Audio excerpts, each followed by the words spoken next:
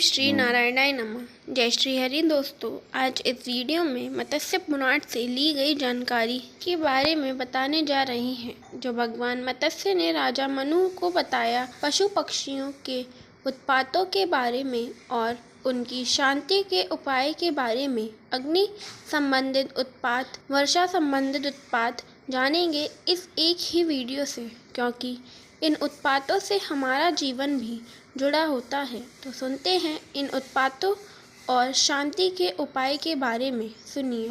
भगवान मत्स्य ने कहा, मनु, जब जंगली पशु पक्षी गांव में प्रवेश करने लगे या गांव के पशु पक्षी जंगलों में चले जाएं, जल में रहने वाले जीव जंतु भूमि पर रेंगने लगे या भूमि में रेंगने वाले जीव जंतु जल में आगमन कर ले, वह दिन में घूमने वाले रात्रि में और रात्रि में घूमने वाले दिन में घूमने लगे तथा गांव के जीव गांव को छोड़ दें, तब उस गांव की शून्यता का निर्णय करना चाहिए। जब गांव के पशु आदि जीव गण क्रोधित हो मंडल बना के क्रूर स्वर में चिल्लाने लगे, तब भी यही फल प्राप्त होता है। शाम को मुर्गा बोलने लगे, हेमंत ऋतु में कोपल बोले, सूर्योदय के समय पूर्व मुख श्रृंगार चिल्लाने लगे तो भय का आगमन होता है। घर में कबूतर घुस आए, मस्तक पर मांस मक्खी वाले पक्षी बैठ जाएं, घर के भीतर मधुमक्खियों के छत्ते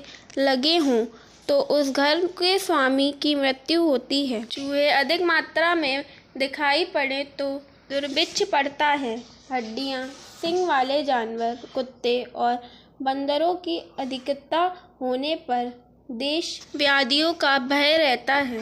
यदि कौवा चोंच में अन्न लेकर लोगों पर टूट पड़ते हों तो दुर्भिक्ष और रण छोड़ने की संभावना समझनी चाहिए। इस प्रकार के उत्पात होने पर दक्षिणा सहित हवन करना चाहिए या 5 ब्राह्मणों को देव कपोता इस मंत्र का जाप करवाना चाहिए। ब्राह्मणों को विधि पूर्वक स्वर्ण तथा दुपट्टे सहित 2 वस्तुओं सहित गौओं का दान करना चाहिए। ऐसा करने से पशु पक्षियों द्वारा सूचित किया ताप शांत हो जाता है। वर्षा ऋतु के बिना दिन में अनंत वृष्टि का होना अत्यंत भयानक है। बादल रहित आकाश में विकृत हुई वृष्टि को राजा की मृत्यु का कारण जानना चाहिए। शीतकाल में गर्मी, ग्रीष्म में सर्दी पड़ने से राजाओं पे शत्रु पक्ष से भय होता है। जिस स्थान पे आकाश से रक्त की वर्षा होती है, वहाँ राक्षस भय प्राप्त होता है। अंगार और धूल की वृष्टि होने पर वो नगर विनष्ट हो जाता है। सूर्य से बादल एवं धूल से रहित रहने पर जब परछाई नहीं दिखती अथवा विपरीत दिखाई देती है, तब सारे देश का भय प्राप्त होता है। ऐसे अवसर पर सूर्य चंद्रमा के उद्देश्य से विधि पूर्वक यज्ञ करना चाहिए और ब्राह्मणों को स्वर्ण, अन्न, गौ दक्षिणा देनी चाहिए। जिस देश में ईंधन के बिना ही अग्नि जल उठती है और ईंधन लगाने पर नहीं जलती, वो देश राजाओं से पीड़ित होता है। जहाँ भवन, देवालय अकस्मात जल उठते हैं, वहाँ राजा को भय प्राप्त होता है। यदि ये वस्तुएं बिजली गिरने से जल जाती हैं, तब भी राजा को भय प्राप्त होता है।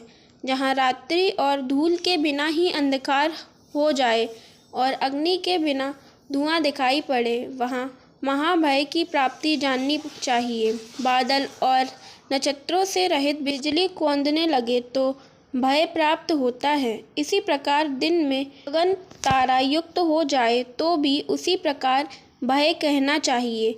जहाँ कहीं भी अग्नि के बिना चिंगारी दिखने लगे तो वहाँ संग्राम रुकवाना चाहिए और वहाँ के पुरोहित 3 रात उपवास करे। समहित चित्त से दूध वाली लकड़ियों से, सरसौदी से अग्नि मंत्रों का हवन करे और ब्राह्मणों को भोजन कराए, उन्हें स्वर्ण पृथ्वी का दान दे। ऐसा करने से अग्नि विकार संबंधी पाप नष्ट हो जाते हैं।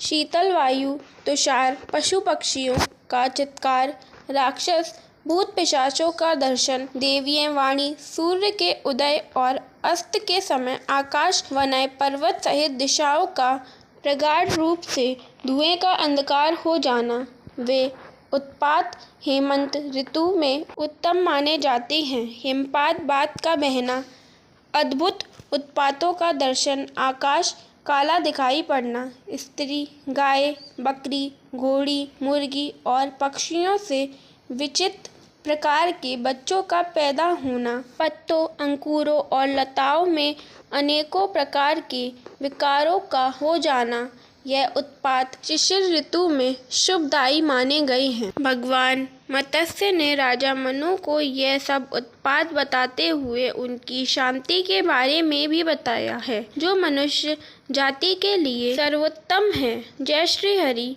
जय श्री कृष्ण, राधे राधे।